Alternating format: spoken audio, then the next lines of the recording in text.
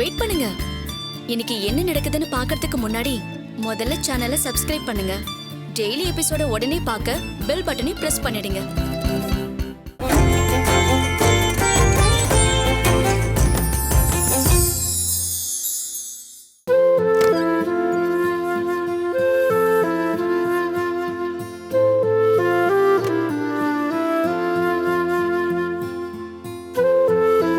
ஆனந்தி, இந்த நேரத்துல இங்க என்ன பண்ற? ஹோம்வொர்க். யாழ்னிக்காகவா? யாழ்னிக்காக, எனக்காக, ஏன் இந்த குடும்பத்துல இருக்கிற எல்லாருக்காகவும். என்ன சொல்ற? புரியலையே. இல்ல திரு, அனன்யாவோட கல்யாணம் எப்படியாவது நடத்தணும்னு தீவிரமா யோசிச்சுக்கிட்டு இருக்கேன். இதே மாதிரி இந்த கல்யாணத்தை நடத்த விடாம பண்றதுக்கு என்னென்னலாம் பண்ணலான்னு அனன்யா வீட்டுல உட்காந்து யோசிச்சுக்கிட்டு இருப்பான்.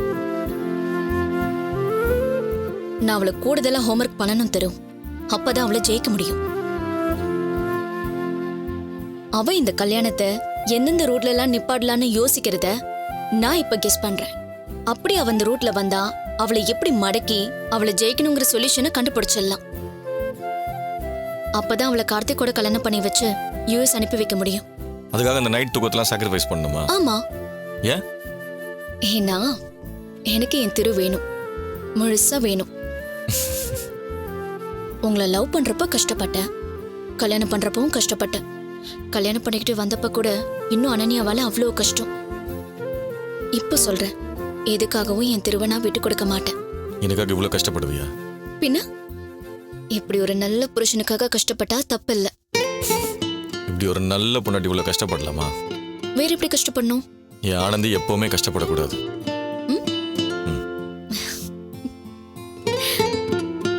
திரு, இந்த கல்யாணத்தை நல்லபடியா நடத்தி வச்சு அனன்யாவை யூஎஸ்க்கு அனுப்பி வச்சுட்டா அதுக்கப்புறம் எனக்குன்னு எந்த பிரச்சனையும் இல்லைல்ல.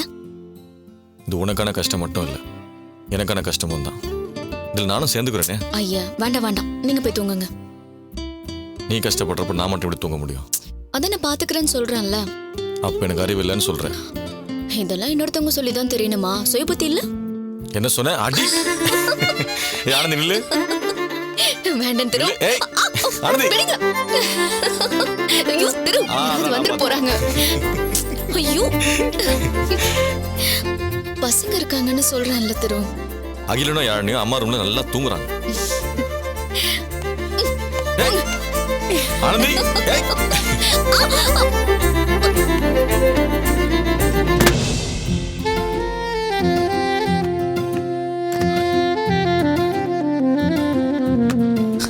டைம் என்ன? ஏன்? ராத்திரி நேரம். ஆமா. இப்படி அரைகுறையா துவட்டினா சளி பிடிக்குமா இல்லையா? ஏ ஐயோ, பார்த்து மெதுவா. போதும் கண்மணி. சளி பிடிக்கும். ஆமா, இவ்வளவு ஐஸ் வச்சா சளி பிடிக்காம என்ன பண்ணும்? என்னது ஐஸா? பின்ன என்னவா? போடா லூசு, உனக்கு நல்லது பண்ண பாரு.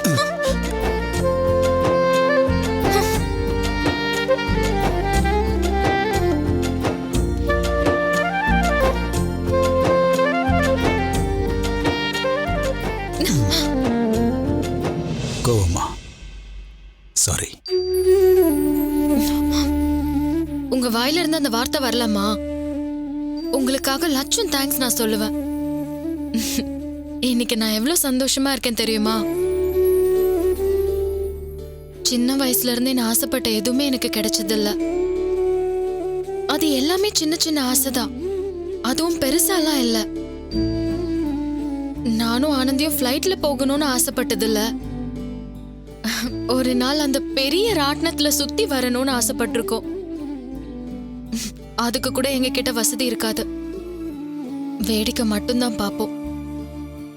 ஆனா இன்னைக்கு என்ன இந்த ஏரியாவுக்கு கவுன்சிலர் ஆக்கியிருக்காங்க. எவ்வளவு பெரிய விஷயம் இல்ல? எல்லா பொண்ணுங்களுக்கும் உங்களை மாதிரி ஹஸ்பண்ட் இருந்தா யாருமே கஷ்டப்பட மாட்டாங்க.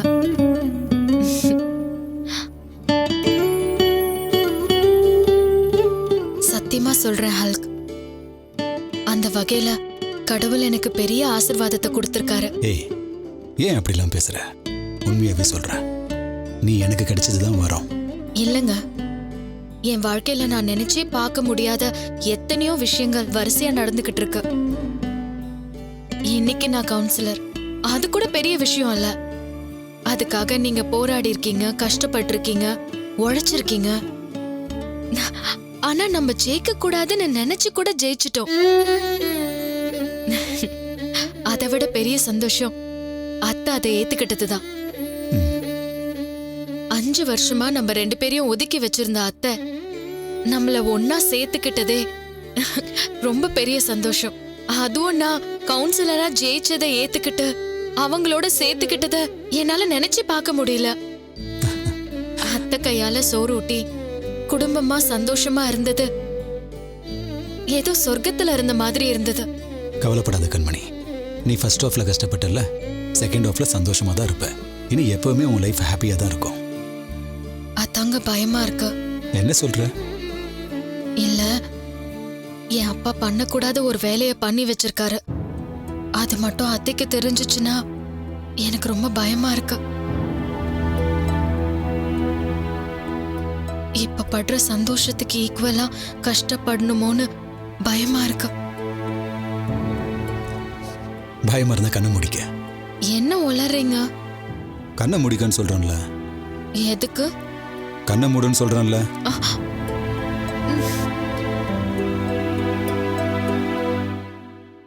கண்மணி, இப்போதைக்கு மாமா பண்ண தப்ப நாமளே சரி கட்டிடலாம். எப்படி? ரொம்ப நாளா அம்மா நம்ம குழந்தைலன்னு கஷ்டப்படுறாங்கல்ல, அந்த கவலையை சரி பண்ணிடலாமே. எப்படி? எப்படி? எல்லா வேலையும் கரெக்டா போயிட்டு இருக்குல்ல சார்? என்ன நம்பி கொடுத்துருக்கீங்க, அவ்வளோ ஈஸியா விட்டுருவேனா? இங்க பாரு, இது மத்த விஷயம் மாதிரி இல்ல. என் பொண்ணோட கல்யாணம், ஒரு சின்ன தப்பு கூட நடக்கூடாது. நடக்காது சார். நம்ம ஃபேக்டரியில இருக்கிறவங்க, ஆபீஸ்ல இருக்கிறவங்க எல்லாருக்கும் பத்திரிகை கொடுத்துட்டல. சார் எல்லாரையும் இன்வைட் பண்ணிட்டேன் சார். யாரையும் மிஸ் பண்ணிடாத. யாருக்கும் எந்த மன வருத்தமும் வந்துடக்கூடாது. கண்டிப்பா வராது சார். துரையரசன் சார் என்ன நம்பிதான் கல்யாணத்தை ஒப்படைச்சிருக்காரு. அவர் வீட்டுக்கு சேர்த்து நாம தான் வேலை பார்க்கணும். சார், நல்ல காரியத்தை உருப்படியா எதுவும் பார்க்க மாட்டீங்க. உங்களுக்கு எவன் குடும்பத்தையாவது அழிக்கிறத மாத்திரம் கரெக்டா பார்ப்பீங்க. என்ன போழப்போ. என்ன பெருமாள்? சார் எல்லாம் பக்கவா இருக்கு சார். மண்டப அரேஞ்ச்மெண்ட்ஸ், கேட்டரிங் எல்லாம் சார் எல்லாத்தையும் கான்ட்ராக்டர் கிட்ட கொடுத்தாச்சு சார். கான்ட்ராக்ட்காரங்க ஏனோ தானே இருந்துட போறாங்க. நாம தான் கூடவே இருந்து பொறுப்பா பாத்துக்கணும். அதெல்லாம் பார்த்துலாம் சார்.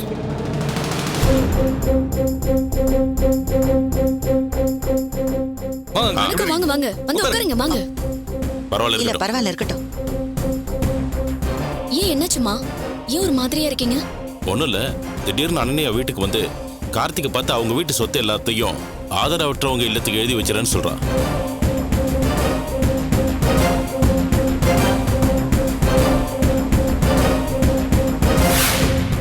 அனன்யா அந்த மாதிரி நடந்துக்கிறது எங்க மனசுக்கு கஷ்டமா இருக்குங்க. நாங்க ஏதோ அனன்யா சொத்துக்கு ஆசைப்பட்டு எல்லாத்தையும் அடிச்சுட்டு போக வந்த மாதிரியும், அதனாலதான் அவங்க ஆதரவற்ற இல்லத்துக்கு எழுதி வைக்க நினைக்கிறாங்களோ என்னமோ தெரியல.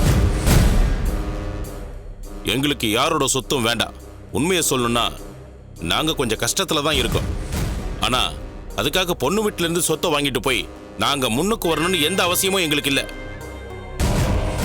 ஆனா அதுக்காக ஒண்ணும் இல்லாத பொண்ணை கல்யாணம் பண்ணிக்கிட்டா எங்க சொந்தக்காரங்க மத்தியில எங்களுக்கு என்ன மரியாதை இருக்கும்? இங்க பாருங்க, பிசினஸ் லாஸ் ஆனதுக்கு அப்புறம் அவனுக்கு 2வது கல்யாணம் பண்றதுக்காக தான் நாங்க அமெரிக்காவில இருந்து இந்தியாவுக்கு வந்து பொண்ணு தேடிட்டு இருக்கோம். அமெரிக்கா மாப்பிள்ளன்னு உடனே எங்க சொந்தக்காரங்களாம் நான் நீன்னு போட்டி போட்டுட்டு பொண்ணு கொடுக்க ரெடியா இருந்தாங்க. அப்ப கூட நாங்க நல்ல சொத்து இருக்கிற பொண்ணா பார்க்கல. நல்ல குணமா அங்க வந்து எங்களை நல்லா பாத்துக்கிற மாதிரி ஒரு பொண்ணை தான் தேடிக்கிட்டு இருக்கோம். அப்பதான் இவன் வந்து நான் அனன்யாவை பார்த்துட்டேன், அவளை லவ் பண்றேன் அப்படி இப்படின்னு பேசினான். சரி, கல்யாணம் பண்ணி வைக்கலான்னு முடிவு பண்ணிட்டோம். அது அவன் மனசுக்கு பிடிச்ச மாதிரி இருக்கட்டுமே நாங்களும் ஒத்துக்கிட்டோம். பொண்ணு கொடுக்கணும்னு வந்த சொந்தக்காரங்க கிட்டலாம் எங்களுக்கு ஒரு நல்ல பொண்ணு அமைஞ்சிருச்சு, அதனால நாங்க சம்மதம்னு சொல்லிட்டோம். இப்ப வந்து ஆதரவற்ற இல்லத்துக்கு சொத்தை எழுதி வச்சிடறேன், ஒன்னும் இல்லாம வெறும் கையோட வரேன்னு சொன்னா எங்க சொந்தக்காரங்களாம் எப்படி எங்களை மதிப்பாங்க?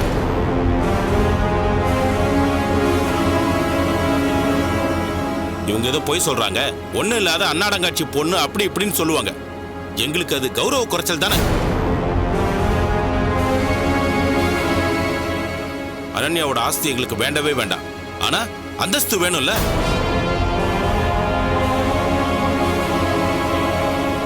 என் பையன் கல்யாணம் பண்ற பொண்ணு வீடு நல்ல அந்தஸ்தானவங்க, கௌரவமானவங்கன்னு நினைக்கிறோம். கொஞ்சமாவது சொத்து பத்து இருக்கணும்ல. இங்க பாருங்க, அவங்களோட சொத்து பத்தை வச்சு பிழைக்கணும்னு எங்களுக்கு அவசியம் இல்ல. ஆனா எதுவுமே இல்லாத பொண்ணு நாங்க எப்படி கட்டிட்டு போக முடியும்? ஏற்கனவே இந்த பொண்ணு என்ன பாடுபடுத்தி இருக்குன்னு நீங்க பாத்திருக்கீங்க. எப்ப பார்த்தாலும் ஏதாவது ஒரு பிரச்சனை, ஏதாவது ஒரு தடங்கல் பண்ணி இந்த கல்யாணத்தை நிறுத்தணும்னு துடியா துடிக்கிறா. அதையும் மீறி அந்த பொண்ணை தான் கல்யாணம் பண்ணிக்கணும்னு ஒத்த கால்ல நிக்கிறான். அதுக்காக தான் நாங்களும் பொறுத்து பொறுத்து போயிட்டு இருக்கோம். கடைசியா இப்படி சொன்னா எப்படி?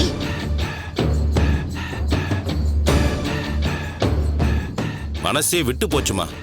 எதுக்கு நாங்க இவ்ளோ இறங்கி போகணும்? எங்க பையன் ஆசைப்பட்டாங்கிற ஒரே காரணத்துக்காக எல்லாத்தையும் விட்டு கொடுத்துட முடியுமா? அப்பா, நீங்க அவசரப்படாதீங்க ப்ளீஸ். நாங்க பாத்துக்கிறோம். இந்த ஆளு தான் எதையோ கொளுத்தி போட்டு வந்திருக்கான். இப்போ ஒண்ணுமே தெரியாத மாதிரி பேச போறானே. டேங்க அப்பா. வாங்க சார். Hello sir. வணக்கம்மா. என்னது இது, இவ்வளவு பிரச்சனை இருக்கா? ஏன் துரையரசன் சார் இதெல்லாம் என்கிட்ட சொல்லல? அவர் என் பார்ட்னர் தான் இல்லைன்னு சொல்லல. ஏதோ இவங்க சொன்னாங்கிறதுக்காக நான் 2 கல்யாணத்தையும் ஒண்ணா வைக்க சம்மதிச்சேன். இப்ப நீங்க சொல்றதெல்லாம் பார்த்தா அந்த கல்யாணம் நடக்குமா நடக்காதானே தெரியலையே. பத்திரிக்கை அடிச்சு ஊரெல்லாம் கொடுத்து எல்லாருக்கும் சொல்லியாச்சு. இந்த நேரத்துல அந்த பிரச்சனை இந்த பிரச்சனை வந்து நிக்கிறீங்க.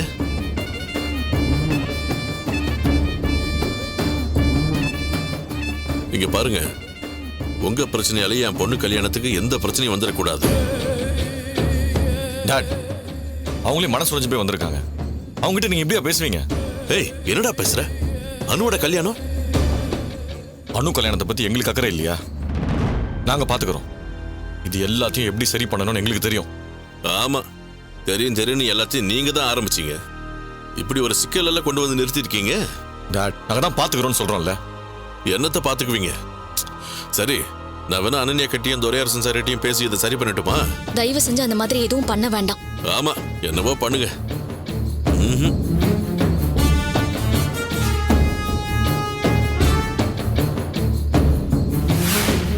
அம்மா, அண்ணனே இந்த கல்யாணத்தை நடத்தி பாருன்னு என்கிட்ட சவால் விடுறான். என்னம்மா இது? இப்படி பண்ற பொண்ணை எப்படிமா எங்க பையனுக்கு கல்யாணம் பண்ணி வைக்க முடியும்? ஆண்டி, கார்த்தி ரொம்ப தெளிவா இருக்கான். நீங்க ஏன் பயப்படுறீங்க? இது எல்லாத்தையும் சரி பண்ணி இந்த கல்யாணத்தை நீங்க நினைச்ச மாதிரி நல்லபடியா நடத்தி காட்டுறோம். அப்புறம் ஒரு முக்கியமான விஷயம், சொத்தை தானமா எழுதி வைக்கிற அளவுக்கு துரையரசன் அங்கிள் போக மாட்டாரு. அனன்யாவும் சரி, அவங்க அப்பாவும் சரி, எந்த காலத்திலயும் சொத்தை மட்டும் இழக்கவே மாட்டாங்க. ஆமாம்மா, அவங்களுக்கு ஆஸ்தியும் அந்தஸ்தும் இல்லைன்னா மூச்சு அவங்களை விட்டு போன மாதிரி. எதுக்காகவும் எந்த காலத்திலையும் அவங்க சொத்தை இழக்க மாட்டாங்க. இதுக்கான 100% உத்தரவாதத்தை நாங்க தரோம். நீங்க யுஎஸ் போறப்போ அனன்யாவோடையும் அவ சொத்தோட தான் நீங்க போறீங்க. இல்லம்மா, நாங்க சொத்துக்காக. புரியுதுங்க, இருந்தாலும் சொல்றோம், அனன்யாவோட 1 ரூபாய் சொத்து கூட வெளியில போகாது. அதை எப்படி சரி பண்ணணும்னு எங்களுக்கு தெரியும். இன்னைக்கு மதியத்துக்குள்ளேயே அவ வாயாலேயே நான் சொத்தை யாருக்கும் தர மாட்டேன்னு சொல்லுவான். அது ஏன் பொறுப்பு. எங்க மேல உங்களுக்கு நம்பிக்கை இருக்கா இல்லையா? இருக்கு. அப்புறம் என்ன, தைரியமா இருங்க. நாம நினைச்ச மாதிரியே இந்த கல்யாணம் நல்லபடியா நடக்கும். இதை எப்படி டீல் பண்ணணும்னு எங்களுக்கு தெரியும்.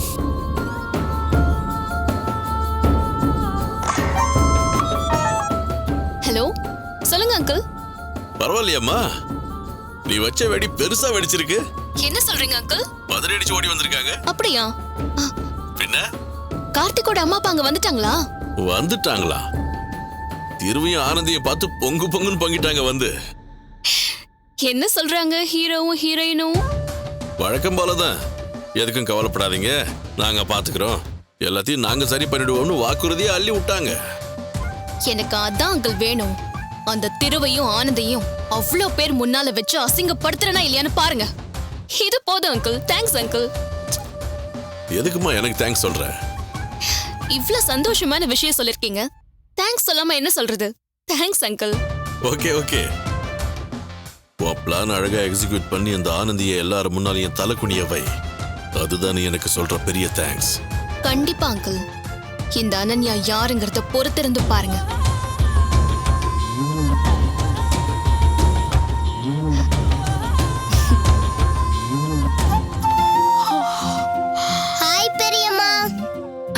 செல்லக்குட்டி.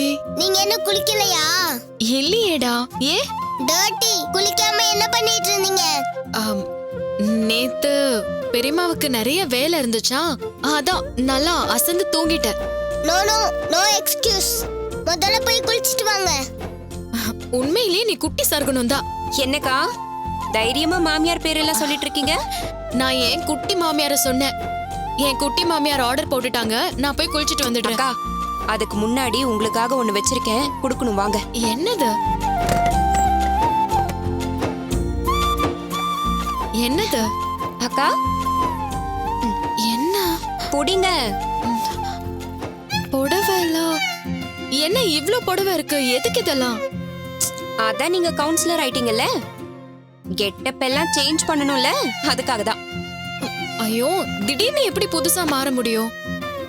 திடீர்னு புதுசா கவுன்சிலர் ஆயிட்டீங்கல்ல, இதெல்லாம் உங்களுக்காகவே நான் ஸ்பெஷலா போய் வாங்கிட்டு வந்தேன்.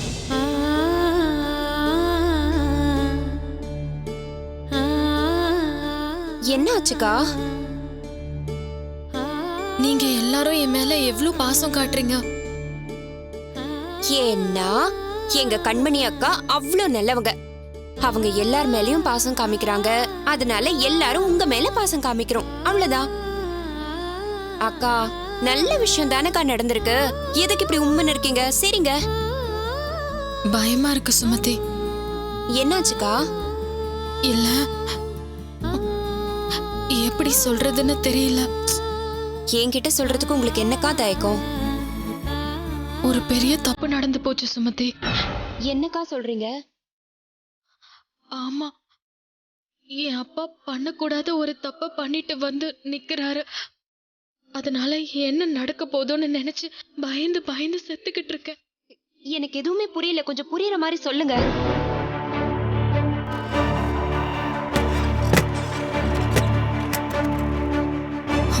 இந்த எலெக்ஷன்ல நான் எப்படி ஜெயிச்சேன்னு தெரியுமா?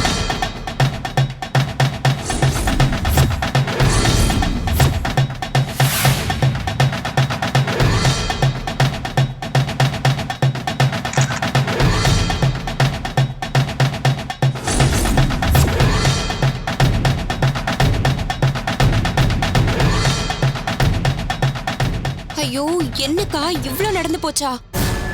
ஏற்கனவே அத்தை எங்களை டிராமா கம்பெனின்னு சொல்லிட்டு இருப்பாங்க. இப்போ என் அப்பா மாமாவோட சேர்ந்து அவசரப்பட்டு இப்படி ஒரு காரியத்தை பண்ணி வச்சிருக்காருன்னு அத்தைக்கு தெரிஞ்சுச்சுன்னா என்ன ஆகும்னு நினைச்சு பாரு. ஐயோ, நினைச்சு பார்க்கவே எனக்கு ரொம்ப பயமா இருக்குக்கா. 5 வருஷம் ஒதுக்கி வச்சிருந்ததுக்கு சேர்த்து ஒரே நாள்ல அவ்வளவு பாசத்தை காமிச்சாங்க. பெத்த மகளை விட ஏன் கிட்ட ஜாஸ்தியா பாசத்தை காமிச்சாங்க. இது மட்டும் தெரிஞ்சதுன்னா எங்க அந்த பாசத்தெல்லாம் இழந்துடுவனோன்னு எனக்கு பயமா இருக்கு.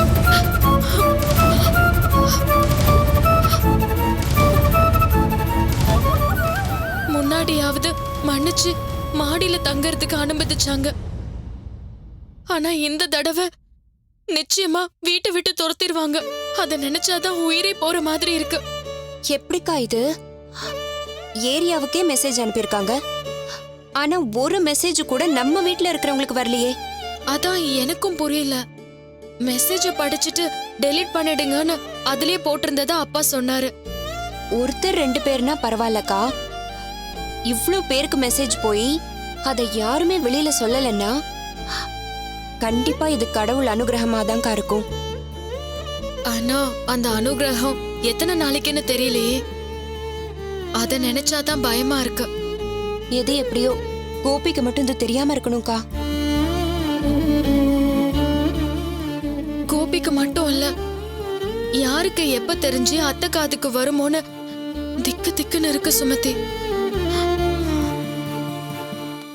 Excuse me? யாரு? Any help? What do you want? This is counselor house. I am counselor guardian. Madam is there? Madam. Yes. Huh? Madam, meet Sargunam. Huh? Yes, yes. Come. Sargunam. Sargunam. This is my wife Sargunam. வணக்கம். நாங்க மேண்ட்ரோ ladies கிளப்ல இருந்து வரோம்.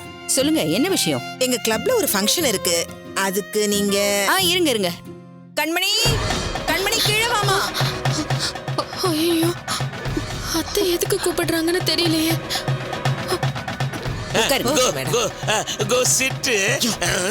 என்ன நினைச்சுக்கிட்டு இருக்க? பிச்சிருவேன் போ.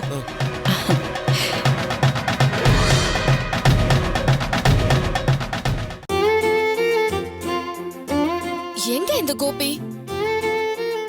என்ன இன்னும் பாதி பேர் சேனலை சப்ஸ்கிரைப் பண்ணாமலே இருக்கீங்க? உடனே சப்ஸ்கிரைப் பண்ணுங்க. அப்புறம் அந்த பெல் ஐகான் மேலயும் ஒரு தட்டு தட்டுங்க. அப்படியே சன் டிவில மறக்காம 8 மணிக்கு நாயகியை பாருங்க.